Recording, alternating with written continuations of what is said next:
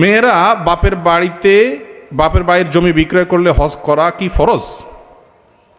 বাপের বাড়ির জমি বিক্রি করলে মেয়েদের উপর হজ ফরজ কিনা বলেন, উত্তর দেন। মুফতি তো আপনারা সবাই একটু আগে তো দিলেন, এখন আর দিবেন না।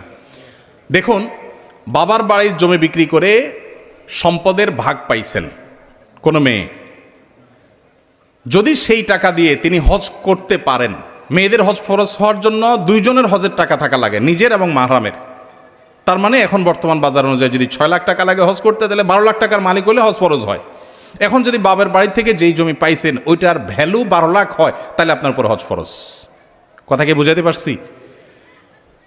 এখন বলবেন জমি বিক্রি করে হজ করবে? হ্যাঁ, জমি বিক্রি করে হজ করবে ওই ব্যক্তি যে জমির ইনকামের উপরে ডিপেন্ডেন্ট না, যার জমির ফসল দিয়া তার 12 মাস চলে, সংসার চলে, তার জন্য জমি বিক্রি করে হজ করা ফরজ না।